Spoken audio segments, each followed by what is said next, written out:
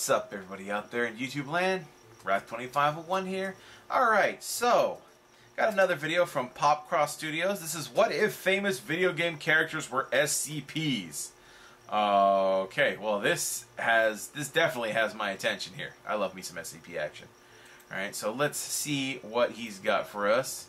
And go. Week after playing a little bit of the new Kirby game, I was kind of feeling in the mood to take some cute classic video game characters and redesign them into creepy, cursed-looking versions of themselves. Horrific monsters. Kirby already is kind of a monster, you think about it. And I figured I might as well take it a step further and record the drawings and add a bit of lore to them and turn it into an extra video for the awesome audience that allows me to have the greatest job in the world. Plus, you know, if I make it into a video, I also make money off it, so there's that too. If you're good at something, never do it for free. But either way, bonus video this week, taking some classic video game characters and turning them into rabbits? SCPs. Oh my god. Let's go. Hit we like know Kirby. if you want, subscribe if you feel like, but either way, enjoy the show. Good evening, everyone.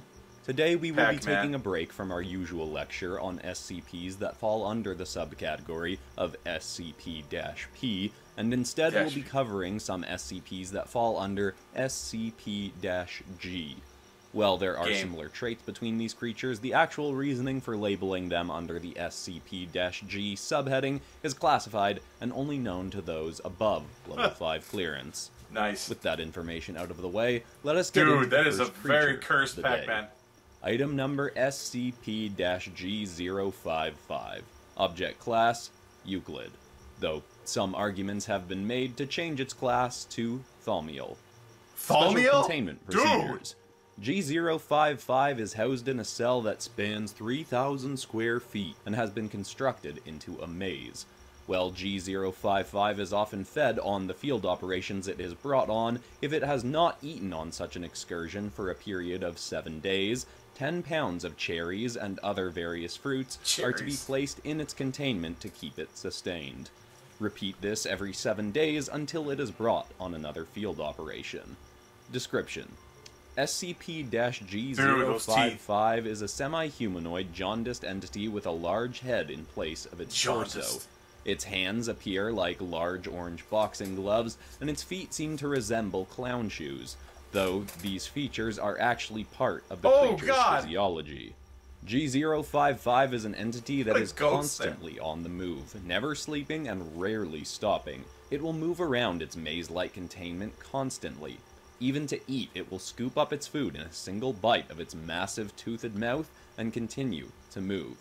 It will consume anything in its path, but the most unusual and useful thing it is capable of consuming is phantasmal anomalous entities. To put it more bluntly, this SCP can essentially eat ghosts. There are exceptions, but it has been witnessed to consume spiritual entities with more misty, near-invisible forms, as well as those with more slime or mucus-based forms. Ew. It was first discovered while Foundation researchers were looking into reports of 4 strange anomalous entities disturbing citizens of the Shibuya district of Tokyo in the late hours of the night. While the field operatives were on the brink of apprehending the 4 entities, G055 appeared on the scene and devoured all 4 of them. It was difficult for the operatives to get G055 back to the Foundation, as putting it into a vehicle made it manic and furious as it did not have enough room to move around. But it was eventually brought in and given housing suited to its desires to traverse consistently. Since being brought in over 40 years ago, G055 has been used to exterminate nearly 300 anomalous entities and has been a true asset to the Foundation. It has harmed personnel on multiple occasions, but these incidents have all been worth the good that has come from having this strange yellow being on our side. Dude. That is a creepy-ass Pac-Man. Our next SCP keeps us on the theme of creatures that can consume mass amounts of near anything placed before them, but this one is he giving him mouth tentacles? Item number SCP-G006. That is screwed up. That is seriously screwed up. Object class, Keter. Special containment procedures. G006 is to be kept in a standard containment cell. It is only to be fed dry toast or any equivalently bland or uncomplicated food. Only D-class personnel with no unique or above-average abilities or skills are permitted to enter and deliver said food. Description: G006 is a pink orb with slimy... Okay, I'm pausing this for just a second, because isn't there already is an SCP that is a Kirby-like creature. It's a small white thing, kind of looks like a pillow or something like that, and it takes on traits of whatever it eats. It's basically Kirby. So while I do appreciate this guy's art style, he's technically creating an SCP that already exists. Anyway, let's keep going. Skin and very short limbs protruding from it. Its body has the consistency of chewed bubblegum, and it can stretch into all manner of shapes and sizes. Gross. It has 3 long tongues and a large mouth. Through this mouth, it can inhale so deeply and strongly for such a long time that it can pull massive objects towards it and swallow them whole. It will do this to consume sustenance, but more concerning, it will do this to consume beings or entities with abilities it desires to possess. You see, if this creature consumes a person with, say, phenomenal skills at a certain sport, basketball for instance, G006 will then have this same skill until it chooses to vomit up the person or being it consumed. It will lose this ability, and more often than not, the person who it had briefly consumed will be mentally traumatized and unable to regain their full faculties. It seems to only take on the most dominant or impressive trait of the being it absorbs, or the most unique ability. This, of course, was fascinating to Foundation experts. When the creature was first brought in, we tested it by placing it in containment with various other SCPs. When placed in containment with SCP-682, also known as the Unkillable Reptile, G006 consumed the creature and its very form changed. A skull-like head appeared on it, resembling 682's head, and G006 became as indestructible as the Unkillable Reptile. After a few moments, it vomited up 682, who, as usual, was furious with us for experimenting on it, and G006 was retrieved from its containment. I'm sure it was super More trials were done until G006 was introduced to SCP-131, the iPods, which this creature violently attacked. Something about 131 really set this creature off, but we only found out what sometime later.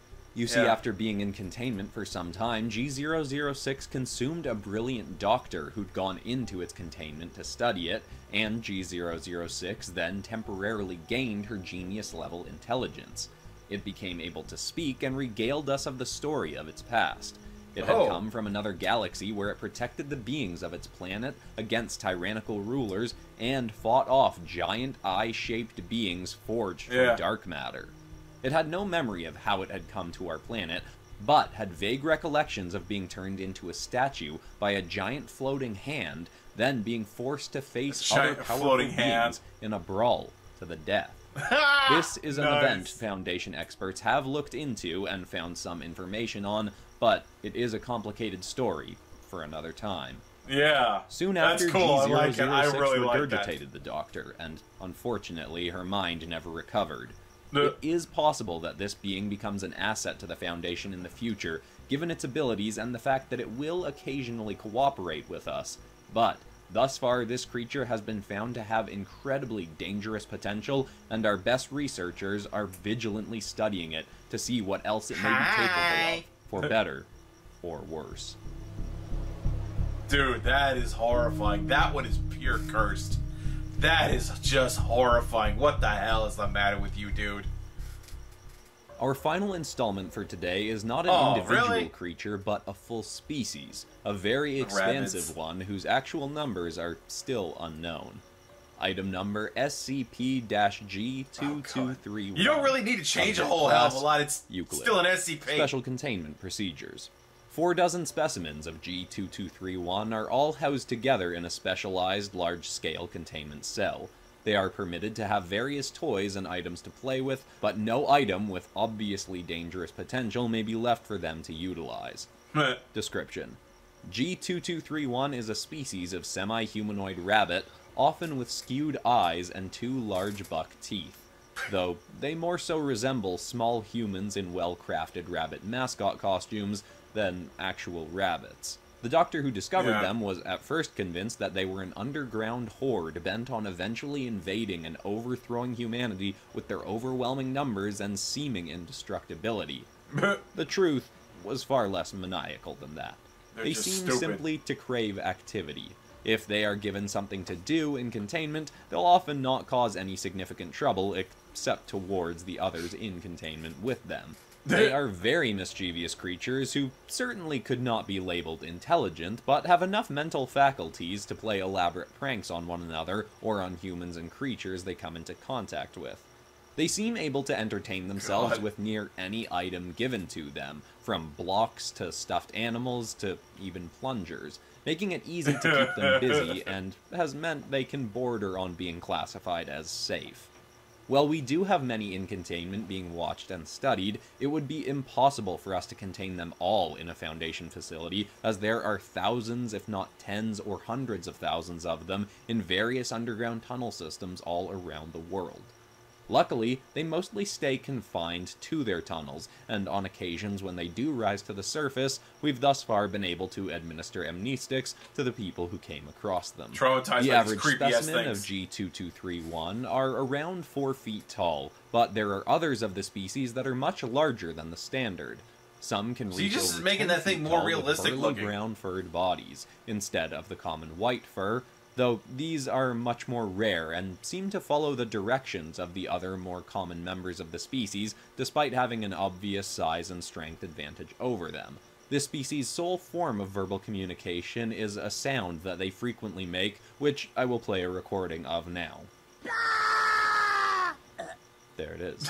The structure of their society is still confusing to us, but we shall continue to study these odd creatures and discover what exactly makes them tick. That is all the time we have for today. Thank you for listening, everyone, and good night.